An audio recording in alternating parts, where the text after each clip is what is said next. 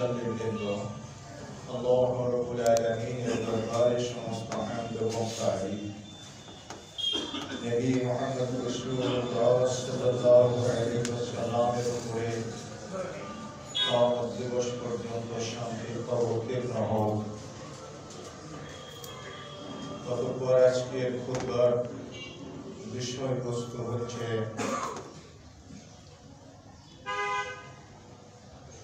হুব্বে মুস্তাফা সাল্লাল্লাহু আলাইহি ওয়াসাল্লাম।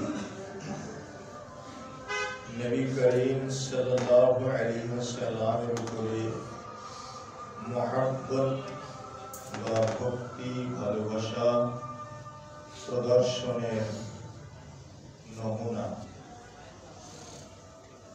তার তরিকাটা কি হবে, সিস্টেমটা কি হবে। কারণ রাসূল সাল্লাল্লাহু আলাইহি ওয়াসাল্লামকে ভক্তি করতে চায় না এমন কোন মুসলমানই নাই। সে যদি সালাত আদায়কারী না হয়, সে যদি নিয়মিত সিয়াম পালনকারী নাও হয়, এক কথায় আমরা যাদেরকে পাকা মুসলিম বা খাঁটি মুসলিম হিসাবে আখ্যায়িত করে থাকি, কোন মুসলিম যদি এ পর্যায়ে নাও হয়, তবুও সে রাসূল সাল্লাল্লাহু আলাইহি ওয়াসাল্লামকে ভালোবাসার ব্যাপারে, ভক্তি করার ব্যাপারে সে কিন্তু অগ্রগামী, সে মোটেই পিছপা হবে না। এই জন্য আমরা দেখতে পাই যে যখন বিশ্বের কোন কেন্দ্র থেকে কোন ব্লগার বা কোন ইসলাম বিদ্বেষী রাসূল সাল্লাল্লাহু আলাইহি ওয়াসাল্লামের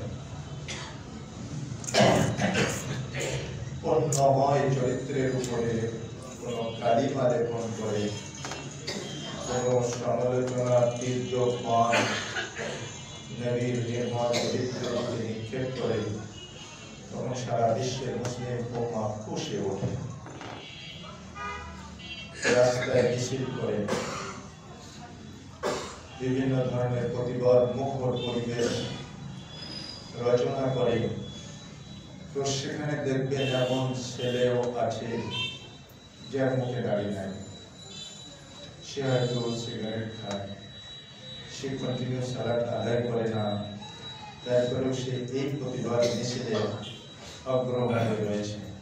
কারণ নবী ভক্তির যে আমেজ বা নবী ভক্তির যে একটা উচ্ছ্বাস, যে একটা আবেগ, এটাকে বাংলাদেশের মাটিতে আমরা খুব সচেতনভাবে প্রদর্শনের একটা নিয়ম দেখে আসছি। সেই সূচনা লগ্ন থেকে বললেও ভুল হবে না, ইসলামের সূচনা লগ্ন থেকে এই দেশে প্রথম ইসলাম এসেছে।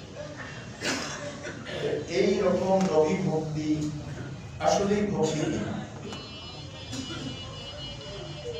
আচ্ছা, এখন আসেন, এটা তো গেল আপনার একজন বেআমল লোক, তার নবী ভক্তির নিদর্শন, খুব বেমুস্তাফা নিদর্শন, যারা খুব পাকা মুসলিম, যাদের দাড়ি আছে, সুন্দর লম্বা দাড়ি আছে, মাথায় সাদা টুপি আছে, তারপরে সাদা বা সাদা আর লালের সংমিশ্রণে সৌদি আরবের রুমাল মাথায় আছে, হ্যাঁ, তারপরে কেউ কেউ আবার পাগড়িও ধারণ করেছেন, নবীজি পাগড়ি করেছেন, সেই মানে একবারে ইসলামিক পোশাক, যেটাকে আমরা বলি এক কথায় বাংলাদেশের এনভায়রনমেন্টে আমরা যেটাকে বলি ইসলামিক পোশাক। এই ইসলামিক পোশাকে মোড়া একজন তরতাজা ইমান দীপ্ত মুসলিম, সৌম্য শান্ত কান্তিমূর্তি, হ্যাঁ, মনে করে মাঝে মাঝে চিল্লাও দেয়, তারপরে কেউ আবার চায় গরুর কাছে নজর নিয়ে নিয়ে কোনো ওরসে যায়, ইত্যাদি ইত্যাদি। আর কি ধর্মের তরিকার তো অভাব নেই আমাদের বাংলাদেশে, তাই না? বাংলাদেশের মাটি এত উর্বর, যেখানে ধর্মের নামে একটা বীজ ঠাস করে ফেলে দেবেন জমিনে, সেটাই গজাবে। সেটাই অঙ্কুরিত হবে, একটাও মিস হবে না, একটা দানাও মিস হবে না। অথচ দেখেন এই আসন্ন ঈদ মৌসুমে বীজ করা যে কত কঠিন, আপনার ঢাকার মানুষ এটা বুঝবেন না। ওই যে দিনাজপুরে চাউল খান না, আমি দিনাজপুরে যাই প্রায় প্রোগ্রাম, দিনাজপুরের মাটিতে বীজ তৈরি করতে তারা কত হিমশিম খেয়ে যাচ্ছে। যেখানে বীজ ফলাচ্ছে 50% অঙ্কুরিত হচ্ছে না, 60% হলে তারা খুব খুশি, 50 নিচে যদি নেমে যায় তখন সে লস হয়ে গেছে মনে করে। তো এই যে উদ্ভিদ বা আপনার ফলজ বা বনজ এই জাতের বীজ থেকে অঙ্কুরোদ্গম যে দেশের মাটিতে কঠিন, সে দেশের মাটিতে ধর্মীয় বীজ ফেললেই গজাবে, কোন একটা বীজ অঙ্কুরিত হবে এবং একটা গাছ হবে, গাছটা বিশাল মহি রুহে পরিণত হবে। শেষকালে সেই গাছের পরিচর্যা রক্ষণাবেক্ষণের জন্য টঙ্গীর মাঠে ডজন খানেক গান চলে যাবে, শতাধিক লোক আহত হবে, ইত্যাদি ইত্যাদি আমাদের সামনে প্রকটিত হয়ে আছে ইতিহাসে রক্তিম কল্পনা। এই হচ্ছে আমাদের নবী ভক্তি, মুসলমান। তারপরে কি হচ্ছে, কেউ কেউ সাইয়্যিদুল আয়াত শরীফ করছে, নবীর নামে মিলাদ পড়ার 63 দিন নির্ধারণ করে নিচ্ছে। যেহেতু নবী 63 বছর এসেছিলেন, তাই প্রত্যেক বছরের জন্য একটা দিনকে খাস করে 63 দিন মিলাদ হবে বিভিন্ন দরবার শরীফে। নাম কি? সাইয়্যিদুল আয়াত। ঈদুন এক বচন, আর আয়াদুন আরবিতে বহু বচন, বহু ঈদ। আর সাইয়্যিদ মানে হচ্ছে প্রধান নেতা, তার মানে সকল ঈদের সেরা ঈদ। এই যে ঈদ কি মিলাদুন নবী, নবী ভক্তির নামে কিন্তু এটা চলছে। যে ডিসপ্যারেট ছেলেটা রাত দিন আপনাদের রাস্তায় হাফ প্যান্ট করে কিংবা 3/4 প্যান্ট করে ঘুরে বেড়ায়, আজকাল তো একটা সংস্কৃতি আপনাদের ঢাকা শহর ডেঙ্গায় আমাদের মফস্বল শহর ঘোরাতেও এখন এটা স্প্রেড হয়ে গেছে। এটা একটা কি বলা যাবে, একটা ট্র্যাডিশনে পরিণত হচ্ছে যে যুবকদেরকে হাফের চাইতে একটু বেশি, 3/4ও না, মানে ওটা কি বলা যায়, 2.5 আর কি, 2.5 প্যান্ট করে তারা ওই ঢ্যাং ঢ্যাং করে প্রদর্শন করছে শরীরটাকে। হ্যাঁ, ওমর ফারুকের শাসন আমল যদি থাকতো তাহলে এদেরকে খুব বড় মাপের শাস্তি না দিলে অন্তত জুতো পেটাকে করতেন, এটা কোনো সন্দেহ নেই। কিন্তু সেই ওমর তো আর নেই, এই জন্য গোল্ডেন চান্স বাংলার যুবকরা পায় বা বিশ্বের অন্যান্য মুসলিম রাষ্ট্রেরও এই কারবার আছে। অথচ তারা মুসলিম, ও আপনার নবীর মধ্যে কোন রকমের প্রপাগান্ডা শুরু হলে তারাও সেখানে ঝাঁপিয়ে পড়ে। এটা ভক্তি সস্তা নবী ভক্তি। তো আসলেই হুব্বে মুস্তাফা সাল্লাল্লাহু আলাইহি ওয়াসাল্লামটা কি, রাসূল সাল্লাল্লাহু আলাইহি ওয়াসাল্লামের মহব্বতটা কিভাবে আসতে পারে, কতখানি প্রদর্শিত হতে পারে একজন মুমিনের পক্ষ থেকে। তার মডেল হচ্ছে সাহাবায়ে কিরাম রাদিয়াল্লাহু আলাইহিম আজমাইন।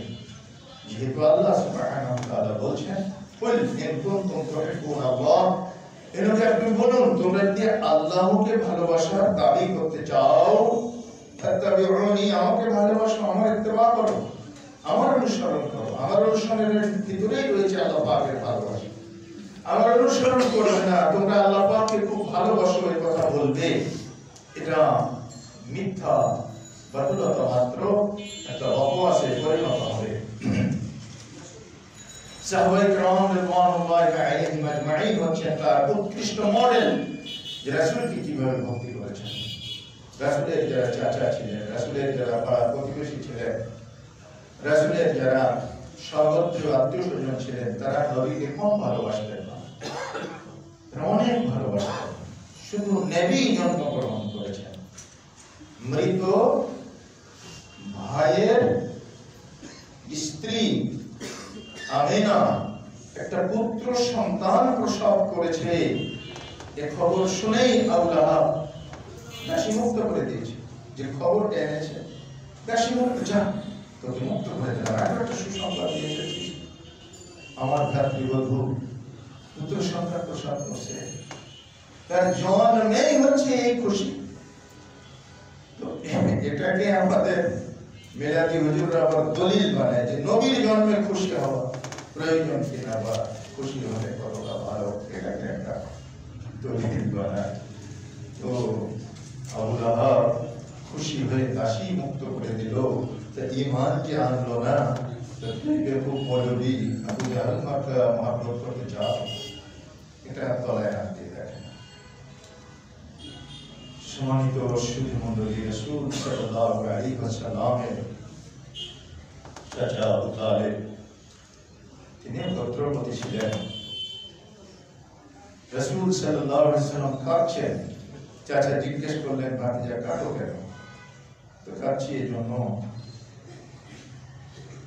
একটা বাহনকে আমি ছেড়ে দিয়েছি, তো সেই মানুষগুলো ওই বাহনের যারা মালিক সেই গোত্রের লোকেরা আমাকে মেরেছে।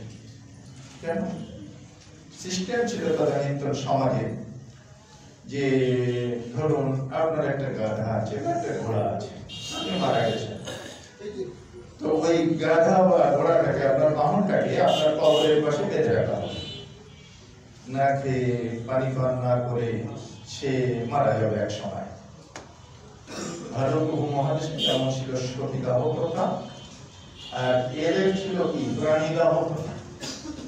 হ্যাঁ, প্রাণীকে দাহ করে ওর কবরস্থানে বেঁধে রাখবে, এমন ভাবে আংটি শান্তি করে বেঁধে রাখবে যে ও শুনে গিয়ে আর ঘাস পাতা পাতা খাবে, পানি পান করবে, সে সুযোগ নাই। প্রাণীটা অমানবিক পরিস্থিতির শিকার হয়ে একদিন ওখানে এসে শেষ নিঃশ্বাস ত্যাগ করবে। নবী করিম সাল্লাল্লাহু আলাইহি ওয়াসাল্লাম দেখলেন অনেক মৃত ব্যক্তির কবরের পাশে তার গাধাটা বেঁধে রাখা আছে, সে গাধা চোর। তো গাধা ঘোড়া গরু এরা কিন্তু কাঁদে, আমরা যারা গ্রামে এগুলো পালন করি তারা অসংখ্যবার দেখেছি যে চোখের কোনা দিয়ে ঝরঝর করে পানি পড়ে। তো ওই বাহনটা ওভাবেই কাঁদতেছে। নবী করিম সাল্লাল্লাহু আলাইহি ওয়াসাল্লাম ছিলেন রাহমাতুল লিল আলাম, আর ওটাই তাকে বলতো যে এই ছেলেটা গোটা আরব জাহানের জন্য একটা রহমত, রাহমাতুল লিল আলাম, মানে আরবের জন্য রহমত। তারা বলতো, তাদের বানানো উক্তি। আল্লাহ সুবহানাহু ওয়া তাআলা নবীকে শুধু আরব জাহানের জন্য রহমতের পিণ্ডলি করে পাঠাননি। আল্লাহ সুবহানাহু ওয়া তাআলা যখন ওহী নাযিল করলেন তখন জানিয়ে দিলেন, ওয়া আরসালনাকা ইল্লা রাহমাতাল লিল আলামিন, হে নবী আমি গোটা জাহানের জন্য তোমাকে রহমত দয়া পিণ্ডলি করে পাঠিয়ে দিয়েছি। আরব ভূভাগ, তো আরবরা ওরকম মনে করতো এই ছেলেটা দয়ালু, এই ছেলেটা ভদ্র, এই ছেলেটা এতিম পালনকারী, এই ছেলেটা খুব নিষ্ঠাবান, সৎ চরিত্রবান, সব দিক বিচারে তারা তাকে লকব দিয়েছিল রাহমাতুল লিল আলামিন, আরব জাহানের জন্য রহমত। নবীজি ওটা দেখে কষ্ট পেলেন, তো তিনি বাহনটাকে ছেড়ে দিলেন। বাহনটা ছেড়ে দিলে চলে গেল। ওই কওমের লোকেরা এসে দেখলো কে ছাড়লো, ওই যে আসওয়াদুল আমিন, ওই যে আল আমিন ছেড়ে ওই ছেড়ে দিয়েছে।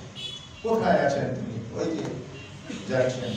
তাকে ডাকা হলো এবং বিভিন্ন সিরাতের কিতাবে পাওয়া যায় তাকে চাপটাঘাত করেছিল সেই কওমের কোন এক সরদার। এতিম মানুষ, কান্না ছাড়া আর কি আছে? তখন তার চাচা জিজ্ঞেস করলেন, কেন কাঁদছো? তখন তিনি প্রতিশোধ গ্রহণের জন্য গোত্রের লোকজনকে একত্রিত হতে বললেন এবং একটা এক কথায় যুদ্ধযাত্রাও বলা যায় যে আমার এতিম ভাতিজাকে মেরেছে। দেখেন মহাব্বত কত, ভাতিজার প্রতি ভক্তি ভালোবাসা কত। আমার ভাতিজাকে মেরেছে, ওকে ছাড়া হবে না, চলো প্রতিশোধ নিতে হবে। নবী করিম সাল্লাল্লাহু আলাইহি ওয়াসাল্লাম বললেন, চাচা একটু থামেন, যদি এটাই হয় আমাকে খুশি করার জন্য, আমার এই আঘাতের প্রতিশোধের জন্য, তাহলে সিস্টেমটা একটু ভিন্ন। আপনি যদি যে মেরেছে তাকে এখন টুকরো টুকরো করে ফেলেন, প্রতিশোধ নিয়ে তাকে যদি হত্যাও করে ফেলেন, তবু আমি খুশি হব না। তবে যদি একটা কাজ করতে পারেন, আপনি গোত্রপতি, এই যে সিস্টেম অবলা জন্তুকে এভাবে অমানবিক একটা নিয়মের আওতায় তাকে মরণ স্বীকার করতে বাধ্য করা, এই সিস্টেমটা যদি উঠিয়ে দেন, তাহলে আমি আপনার ভাগ্যে অনেক খুশি হব। কি বলছো ভাগ্য, তোমার জন্য পারবো না এমন কোন জিনিস আছে? অবশ্যই এই সিস্টেম আজকে থেকেই খবর দিয়ে দিচ্ছি। পত্রের লোকজনকে ডেকে তিনি বললেন যে এটা চলবে না, বাহন চলবে, বাহনের নিজস্ব সক্রিয়তা বলে কিছু স্বাধীন মরে গেছে, সে বুঝেছেই ওই বাহনটা তার ওয়ারিসরা ব্যবহার করবে, ইচ্ছা মতো ভোগ করবে, সেটা হলো আলাদা কথা। কিন্তু এই অমানবিক ভাবে কোন মৃত্যু ব্যক্তির বাহনকে এভাবে আর মৃত্যু মুখে পতিত করার এই নিয়ম, এটা মানা চলবে না, এটা তিরোহিত হলো আজকের থেকে। বাস বন্ধ হয়ে গেল। নবীজি খুব খুশি হলেন। এই আবু তালেব তার কি পরিণত হয়েছে, তিনি কি মনে এনেছেন? রাসূলকে অনেক ভালোবাসতেন। ফলটা কি দাঁড়ালো?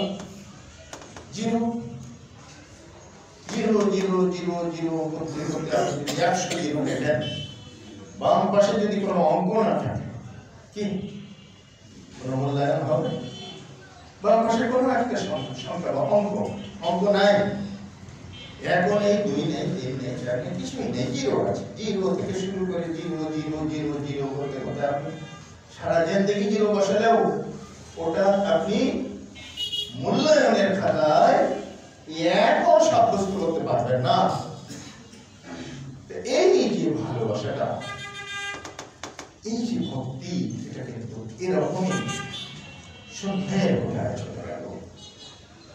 আপনারা জানেন আবু তালেব সম্পর্কে কথা আছে, নবী করিম সাল্লাল্লাহু আলাইহি ওয়াসাল্লাম শেষ একেবারে অন্তিম কালে তিনি বলেছিলেন, চাচা শুধু ঈমানটা আনেন, লা ইলাহা ইল্লাল্লাহ, শুধু কথাটুকু বলেন আর উচ্চারণ করেন, আমি জান্নাতে নানি, এটা জান্নাতে যাও না আপনাকে না, আপনি বলুন, শুধু ঈমানের স্বীকৃতিটা দেন, লা ইলাহা ইল্লাল্লাহ বলুন।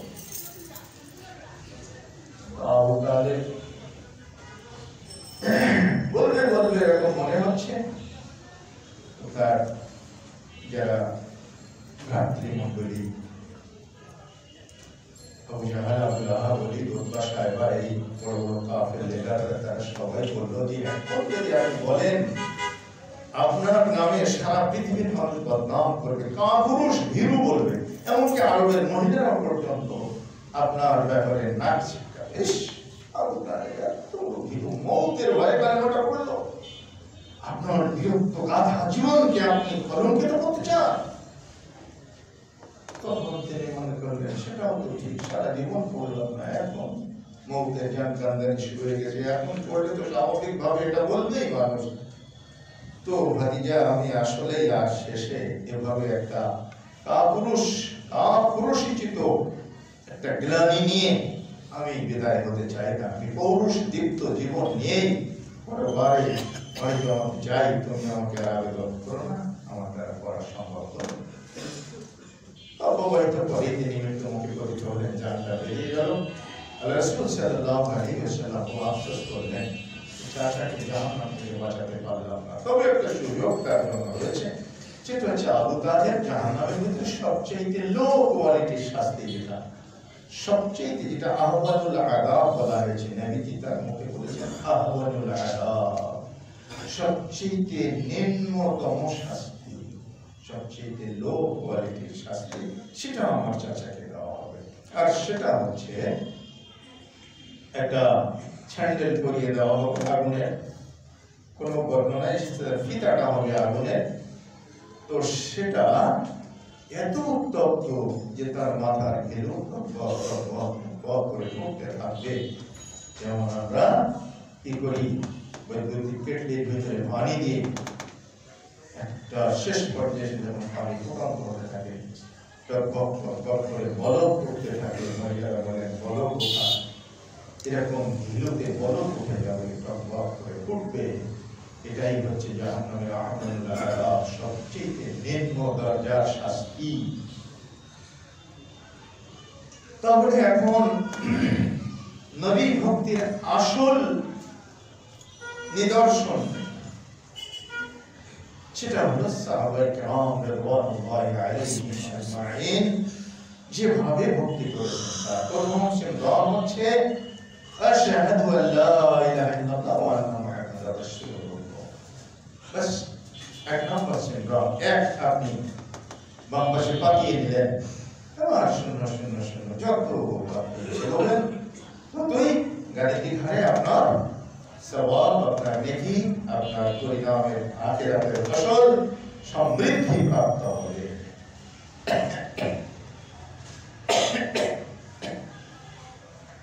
রাসূল সাল্লাল্লাহু আলাইহি ওয়াসাল্লামের ঘাট থেকে ভূত নামাতে যেমন বিন সালাবাকে আনা হয়েছে, তিনি জিন ভূতের ঝাড়ফুঁক করতেন। তো তারা মনে করলো কুফারে কুরাইশরা যে আমাদের ছেলেটার ঘাড়ে একটা ভূত চেপে বসেছে, যে ভৌতিক কারণে সে কি করছে, এই আমাদের দেবদেবী ঠাকুর দেবতাগুলোকে অস্বীকার করে এক আল্লাহর ইবাদত করতে বলছে। হাজা মিন শাইইন উজাম, আরে সর্বনাশ, এতগুলো আল্লাহকে আমরা মানি না, তুজ্জা হবল মানাত কত আল্লাহ, আমাদের কত ইলাহ, তাই সবকিছু সিস্টেম অনুযায়ী শান্তভাবে পরিচালনা করতে পারি না। আজআলতা আলিহাতানা ইলাহান ওয়াহিদা, তুমি আমাদের এতগুলো ইলাহকে একমাত্র একটা মাত্র ইলাহে পরিণত করতে চাচ্ছ? আজামিন শাইইন উজাব, এটা তো অত্যন্ত আশ্চর্যজনক কথা। এই আশ্চর্যজনক কথা কেন বলছি? ওর ঘাড়ে ভূত, ভূত ছাড়ানোর জন্য জিমাত বিন সালাবাকে আনা। দেখেন মুখে রাসূল কাকে বলে। তো জিমাত বিন সালাবা এসে বলছে, এই ছেলে তুমি কি বলছো, তোমার নাকি এরকম জিনের আচরণ হচ্ছে, শুনলাম তুমি অনেক কিছু উল্টো পাল্টা বলছো, এই সমাজের বিপরীতমুখী কিছু কথাবার্তা বলছো, কি ব্যাপার? এদিকে এসো, তুমি কি বলো আমাকে শোনাও। আল্লাহর নবী বলছেন, নাহমাদুহু ওয়া নাস্তাঈনুহু ওয়া নাস্তাগফিরুহু ওয়া নু'মিনু বিহি ওয়া নাতাওয়াক্কালু আলাইহি ওয়া না'উযু বিল্লাহি মিন শুরুরি আনফুসিনা ওয়া মিন সাইয়্যাতি আ'মালিনা, মান ইয়াহদিহিল্লাহু ফালা মুদিল্লা লাহু ওয়া মান ইউদ্লিল ফালা হাদিয়া লাহু, ওয়া আশহাদু আন লা ইলাহা ইল্লাল্লাহ ওয়া আশহাদু আন্না মুহাম্মাদান আবদুহু ওয়া রাসূলুহু। যে মন্ত্রটা আমরা পড়ি, এই মন্ত্র নবীজি পড়েছেন, এইটা আমি বলি নাহমাদুহু, আমি প্রশংসা করি সে আল্লাহ পাকের, ওয়া নাস্তাঈনুহু, আমি তার কাছে সাহায্য প্রার্থনা করি, ওয়া নাস্তাগফিরুহু, আমি তার কাছে ক্ষমা প্রার্থনা করি, ওয়া নাউযু বিল্লাহি মিন শুরুরি আনফুসিনা, আমার নফসের সমস্ত নোকসানি থেকে, সব ক্ষতি থেকে আমি তার কাছে আশ্রয় চাই। মান ইয়াহদিহিল্লাহু ফালা মুদিল্লা লাহু, আল্লাহ যাকে হিদায়াত দান করেন তাকে কেউ গোমরাহ করতে পারেন না। ওয়া মান ইউদ্লিল ফালা হাদিয়া লাহু, আল্লাহ যাকে গোমরাহ করেন তাকে কেউ হিদায়াত দিতে পারে না। ওয়া আশহাদু আল লা ইলাহা ইল্লাল্লাহ, আমি সাক্ষ্য দিচ্ছি আল্লাহ ছাড়া প্রকৃত কোনো ইলাহ নেই। ওয়া আশহাদু আন্না মুহাম্মাদান আবদুহু ওয়া রাসূলুহু, আমি আরো সাক্ষ্য দিচ্ছি যে মুহাম্মদ সাল্লাল্লাহু আলাইহি ওয়াসাল্লাম তার বান্দা এবং রাসূল। এই বলি, আমি আর কিছু বলি না। তখন জিমাত বিন সালাবা বলছে, হে বৎস, কি করলে আবার করো? নবীজি আবার রিপিট করলেন, নাহমাদুহু ওয়া নাস্তাঈনুহু ওয়া নাস্তাগফিরুহু, আবার রিপিট করলেন। দ্বিতীয়বার শোনার পরে জিমাত বিন সালাবা বলছে, হে বৎস, কি করলে আবার করো? তো নবীজি আবার তৃতীয় দফা রিপিট করলেন একই কথা। এরপরে জিমাত বিন সালাবা বলছে, হাতটা লম্বা করে দাও, আমাকে তুমি শাহাদা পড়িয়ে দাও, আশহাদু আল লা ইলাহা ইল্লাল্লাহ ওয়া আন্না মুহাম্মাদার রাসূলুল্লাহ। জিমাত বিন সালাবা বুঝতে পেরেছেন এটা রাসূল, সাথে সাথে মুহাব্বতের তাকিদে তিনি ঈমান আনলেন। তো হুব্বে রাসূলের এক মাত্র 1 নম্বর সিমরান হচ্ছে ঈমানটা আল্লাহ এবং তার রাসূলের উপর। আল্লাহ একমাত্র ইলাহ, নিবেদিত আর কোনো ইলাহ নেই। প্রকৃত ইলাহ হচ্ছেন আল্লাহ, আর সব অপ্রকৃত যা বানিয়ে নিয়েছে মানুষ। আর মুহাম্মদ সাল্লাল্লাহু আলাইহি ওয়াসাল্লাম তার বান্দা ও রাসূল। এইখানেই নূরের নবী অপ্রমাণিত হয়ে যায়। তুমি যে নূরের রবি, নিখিলের ধ্যানের ছবি, তুমি না এলে দুনিয়ায় আধারে ডুবি তো সবই। ইয়া নবী সালাম আলাইকা বলে যারা ভক্তি প্রদর্শন করছে কিয়ামের মাধ্যমে, তাদের এই মুক্তি এখানেই খর্ব হয়ে যায়, এই মুক্তি এখানেই মঞ্জুর হয়ে যায়। আবুদুহু, মুহাম্মদ সাল্লাল্লাহু আলাইহি সাল্লামকে আগে বান্দা মানতে হবে। তিনি আব্দ, তিনি বান্দা, আর রব হচ্ছেন আল্লাহ। বান্দা আর রবের মাঝখানে মেলা পার্থক্য। তিনি সৃষ্টিকর্তা, মানুষ হচ্ছে মাখলুক। নবীজি মাখলুক, সৃষ্ট। স্রষ্টার সাথে তার কোনো সম্পর্ক বা তুলনা নাই। স্রষ্টার সাথে কারোর সম্পর্ক বা তুলনা, সম্পর্ক আছে, তুলনা নাই। তুলনা করলেই সে কাফের হবে, সে মুশরিক হবে, সে শিরকের ভিতরে অন্তর্ভুক্ত হয়ে যাবে। নূরের নবী নবী সাল্লাল্লাহু আলাইহি সাল্লামকে বলার কোনো অবকাশ নাই।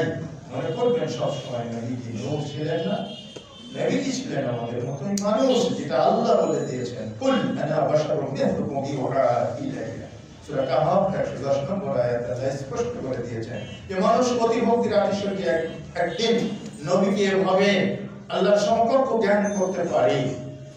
তাই তো আজকে বিভিন্ন কাসিদা যা মিলাদের মাহফিলে পড়া হয়, আমরা যারা ভক্তি বসে মিলাদ করি, কেউ মারা গেলে 3 দিনের করে, কিংবা কেউ মারা গেলে 10 দিনের করে, কিংবা 40 দিনের দিন 40টা করি, সেখানে যে খাস মিলাদ পঠিত হয়ে থাকে, তার ভিতরে রয়েছে वही मुस्तावी अर्श था खुदा होकर उतर पड़ा है मदीना में मोहम्मद होकर।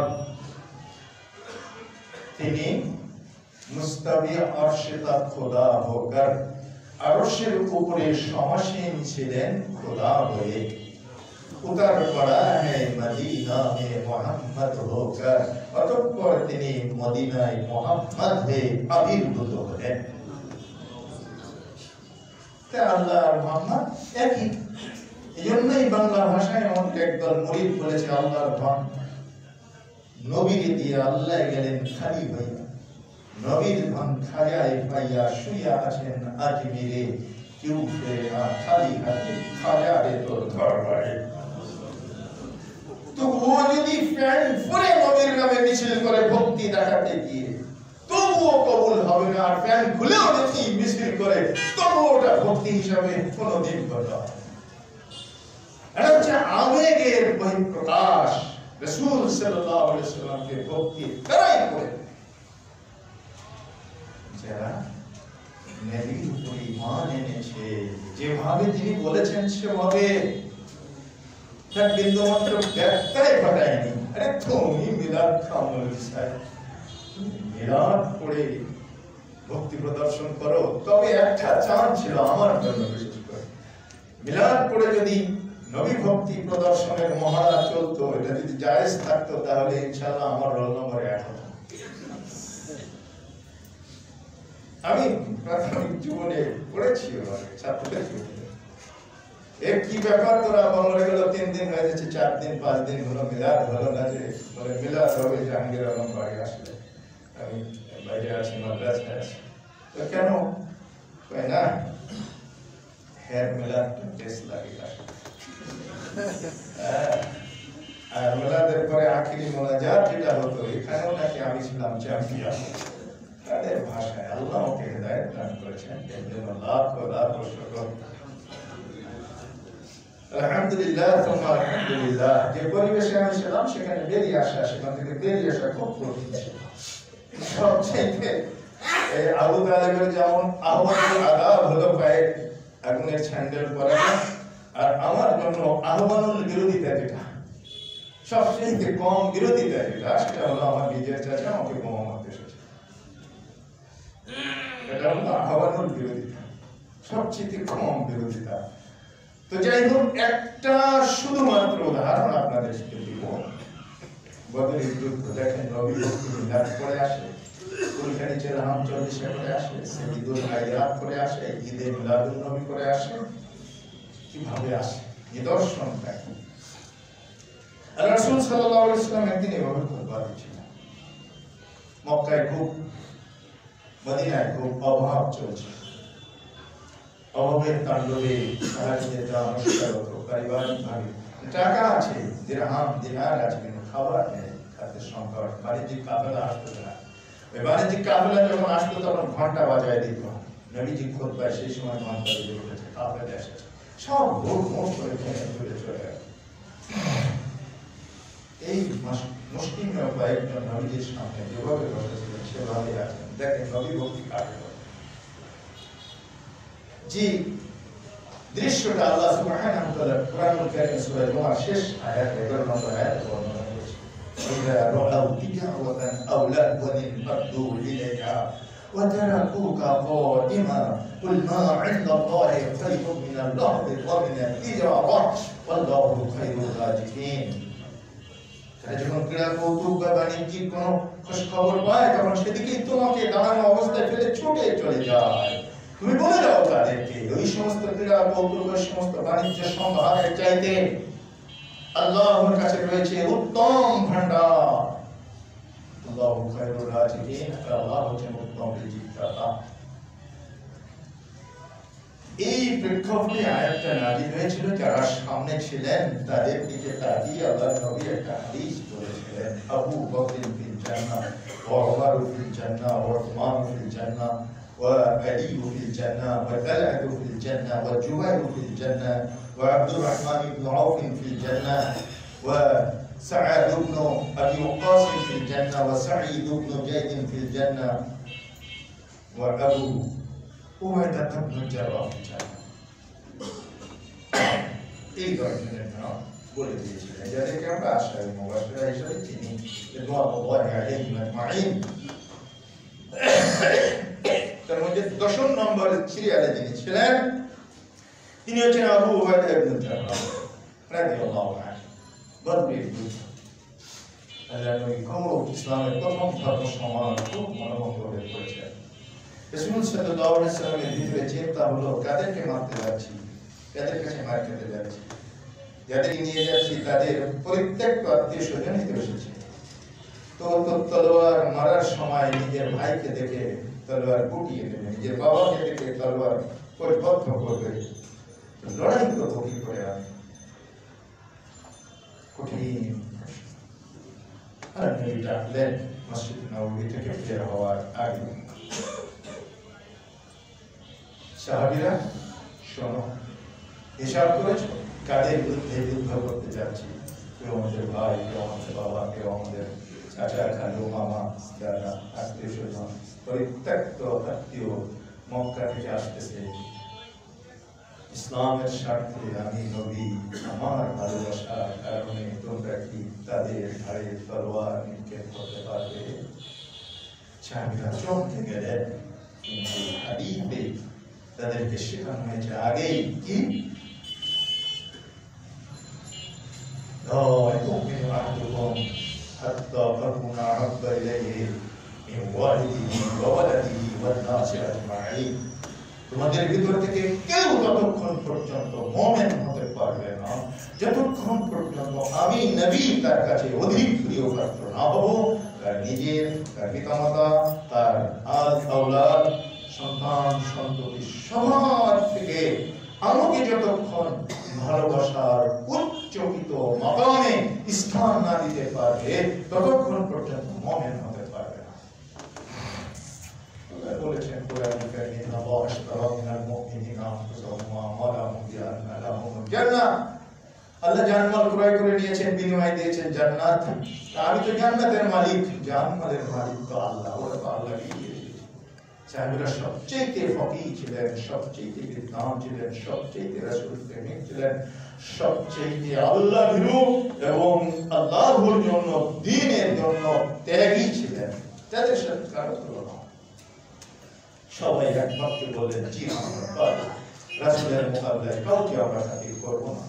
যুদ্ধ যখন দিন রাতে চলছে, তখনই আবু উবাইদা ইবনুল জাররাহ দেখতে পেলেন তার নিজের পিতা নিজের তরবারিটা নবীজির পিছন থেকে এমন নিকটবর্তী দূরত্ব থেকে আঘাত উত্তোলন করেছে, তরবারটা রাসূলের মস্তিষ্কে মাথার উপরে পতিত হওয়ার সাথে সাথেই মাথাটা দ্বিখণ্ডিত হয়ে যায়।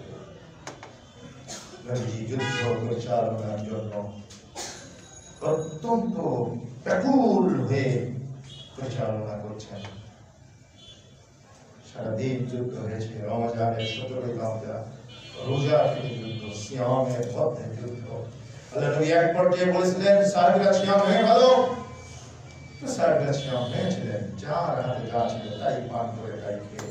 কিন্তু কতিপয় সাহাবী সিয়াম ভাঙেননি, তারা অত্যন্ত দৃঢ় মনোবল এবং শারীরিক শক্তিধর ব্যক্তি ছিলেন।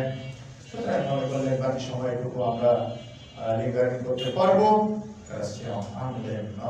নবীজি খবর পাওয়ার সাথে সাথে বলেছিলেন, উলাইকা উসাতি, ওরা আমার নাফরমান।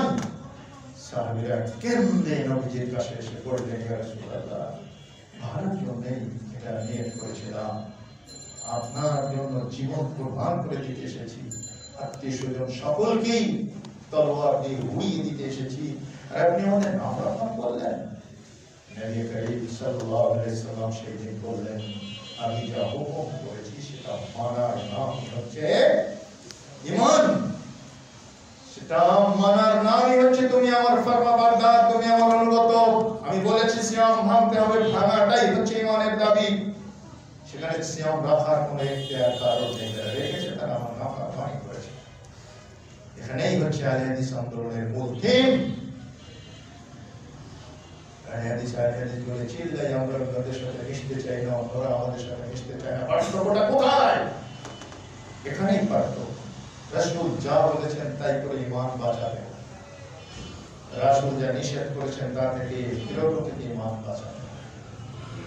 অত সহজ না, বিষয়টা সাংঘাতিক কঠিন। কোনো ইখতিয়ার নেই কোনো মানুষের, কোনো মুমিনের নবীজিকে টপকিয়ে ভালাই অনুসন্ধান করা। নবী সাল্লাল্লাহু আলাইহি ওয়াসাল্লাম জিহাদের ময়দানে ব্যস্ত, কচুপাতার পানির মতো শুধু যুদ্ধ, জয় করে জয় কলমল করছে, কোন পক্ষে জয় হবে কিছুই বলা যাচ্ছে না। ইতিমধ্যে আবু উবাইদা দেখলেন তার পিতা তলোয়ার মারতেছে নবীজির স্কন্ধে।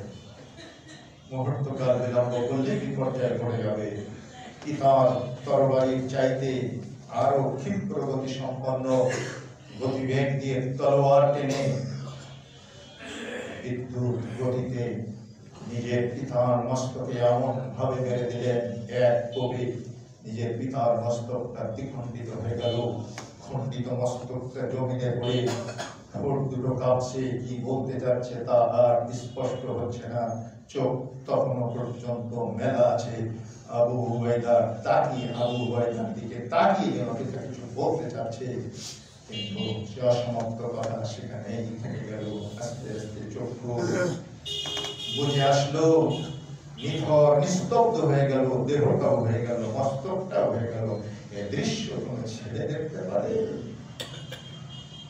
চোখটা ঢেকে বুকের উপরে চাপড়াতে চাপড়াতে আবু উবাইদা চলে গেছেন ময়দানের এক পাশে গিয়ে কাঁদতেছে, আল্লাহ আমি কি করলাম, নিজের আব্বা ডাকটা নিজের মুখ থেকে কেড়ে নিলাম।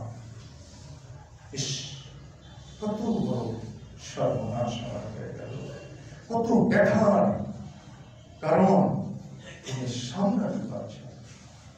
যুদ্ধে মুসলিমদের জয় হয়ে গেল। নবী করিম সাল্লাল্লাহু আলাইহি ওয়াসাল্লাম আহত সাহাবীদের সহযোগিতা করতেছেন, শহীদ সাহাবীদেরকে একত্রিত করতেছেন, খোঁজ খবর নিচ্ছেন কে কেমন আছে। আবু উবাইদাকে আহতদের ভিতরে পাওয়া যাচ্ছে না, নিহতদের ভিতরে পাওয়া যাচ্ছে না। আইনা আবু উবাইদা, নবীজি চিৎকার করে বললেন, আবু উবাইদা কোথায়? ওই যে কাঁদতেছে ময়দানে এক প্রান্তে বসে। নবীজি ছুটে গেলেন। কি হয়েছে আবু উবাইদা? কিছুই বলতে পারছেন না, শুধু ভয় ভয় ক্রন্দন করছেন। সাহাবীরা বলতেছেন, কত প্রতিদা আবু, তার পিতা নিহত হয়েছে। নবীজি চমকে উঠলেন, মান কাতালা আবু, কে তার পিতাকে হত্যা করলো? সাহাবীরা এই উত্তর কেউ কথা বলতে পারছেন না। আবু উবাইদাকে এভাবে তুলে বুকে ধরে বলছেন, মান কাতালা আবাকা ইয়া আবু উবাইদা, বলো তোমার আব্বাকে কে হত্যা করলো? আবু উবাইদা তখন ডুকরে কেঁদে উঠে রাসূলের বুকের ভিতরে মাথাটা গুঁজে বললেন, নবী আর কেউ না, আমি আমার নিজের হাতে নিজের পিতার মস্তকটা বিকৃত করে দিয়েছি।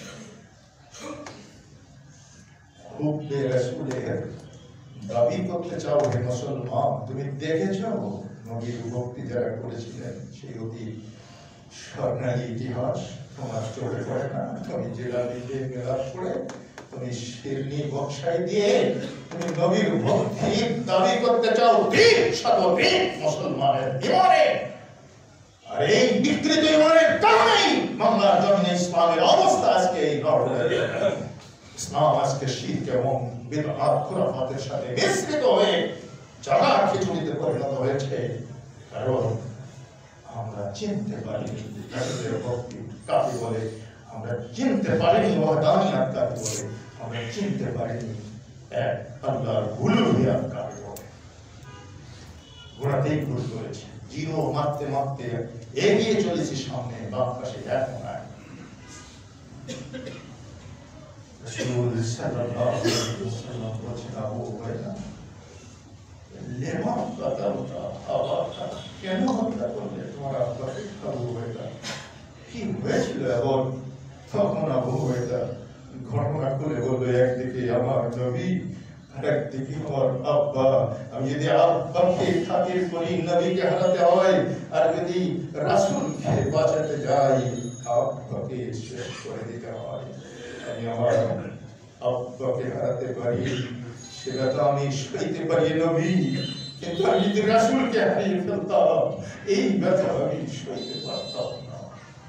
এই জন্য আমি আমার আব্বাকে হত্যা করতে বাধ্য হয়েছি। ওকে জড়িয়ে ধরে সেদিন নবীজি চিৎকার করে বলেছিলেন, আমি মুহাদিহিল উম্মাহ, আমি মুহাদিহিল উম্মাহ, আমি মুহাদিহিল উম্মাহ। আমার উম্মতের আমানতদার সাহাবী হচ্ছে আবু উবাইদা। আমার উম্মতের আমানতদার সাহাবী হচ্ছেন আবু উবাইদা। আল্লাহ পাক যে আমানত তার কাছে রেখেছিলেন, সে আমানত সে পুঙ্খানুপুঙ্খে রক্ষণাবেক্ষণ করে আল্লাহর কাছে সমর্পণ করেছে।